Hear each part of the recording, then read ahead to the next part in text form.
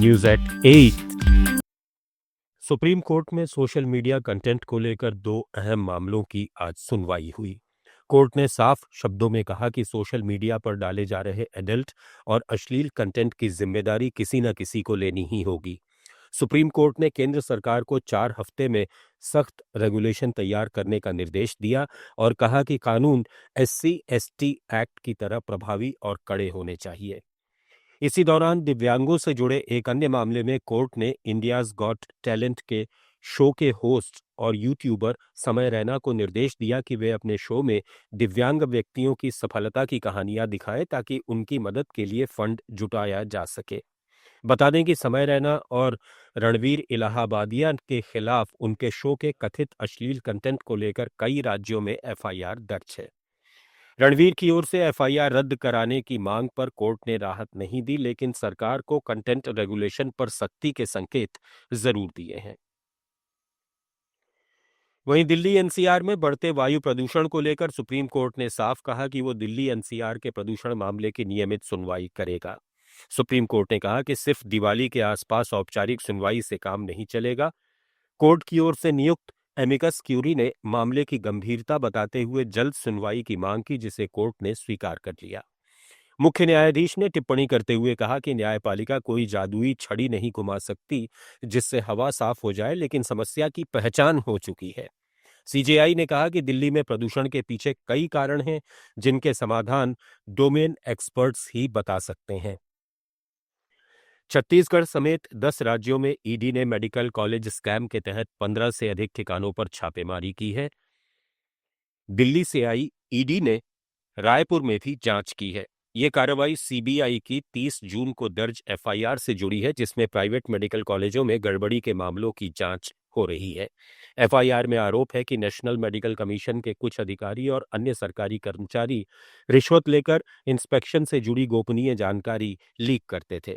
इस जानकारी के सहारे कॉलेज मैनेजर और बिचौलिए अकादमिक कोर्स की मंजूरी पाने के लिए पैरामीटर्स में हेरफेर करते थे। ED की जांच दिल्ली, उत्तर प्रदेश, बिहार, राजस्थान, मध्य प्रदेश, महाराष्ट्र, गुजरात, छत्तीसगढ़, आंध्र प्रदेश और तेलंगाना में जारी है। जांच में 7 मेडिकल कॉलेज और FIR में नामजद कई व्यक्तियों के ठिकानों को निशाना बनाया गया है। ED ने कार्रवाई तेज कर दी है और सभी राज्यों में छानबीन की जा रही है। Let's mic news at 8। Assam के श्रीभूमि में एक घरेलू गैस सिलेंडर के रिसाव से हुए विस्फोट में करीब 20 लोग गंभीर रूप से घायल हो गए।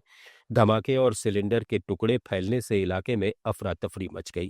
घायलों को तुरंत श्रीभूमि सिविल अस्पताल ले जाया गया, लेकिन कई की हालत बिगड़ने पर उन्हें सिलचर मेडिकल कॉलेज अस्पताल रेफर कर दिया गया।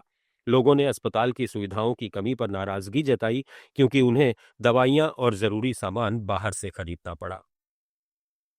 जौनपुर में बारातियों से भरी स्कॉर्पियो अनियंत्रित होकर 20 फीट गहरी खाई में गिर गई।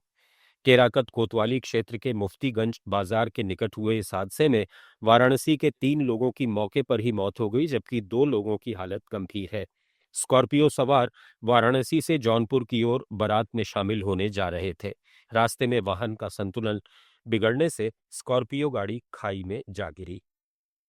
मेघालय पुलिस ने 9 अक्टूबर को लपंगाप गांव में हुई हिंसा के मामले में 3 युवकों को गिरफ्तार किया है, जिसमें असम के पश्चिम कार्बी आंगलोंग के रहने वाले 45 साल के ओरिवेल तिमुंग की मौत हो गई थी। गिरफ्तार आरोपियों की पहचान कर ली गई है। विवाद एक धान के खेत को लेकर लपंगाप के ग्रामीणों और कार्बी व्यक्ति के बीच हुआ था, जिसके बाद झड़प में तिमुंग की जान चली गई। नरतियांग थाने में दर्ज मामले की जांच जारी है और पुलिस बाकी दोषियों तक पहुंचने की कोशिश कर रही है। इधर मणिपुर में सुरक्षा बलों ने 2 अलग अलग अभियानों में कुल 5 सक्रिय उग्रवादियों को गिरफ्तार किया है, जो प्रतिबंधित संगठनों से जुड़े थे। 3 को सांस्कृतिक संगीत उत्सव पर हमला करने की साजिश रचने के आरोप में पकड़ा गया, जिसमें ग्रेनेड फेंकने की योजना थी। 2 अन्य उग्रवादी अपने संगठन की सदस्यता बढ़ाने और अन्य गतिविधियों में लिप्त पाए गए। इनसे मोबाइल फोन और पहचान पत्र जब्त किए गए हैं। न्यूज एट 8 में फिलहाल इतना ही। बने रहिए लेट्स माइक के साथ। आप सुन रहे थे let's mic more than radio.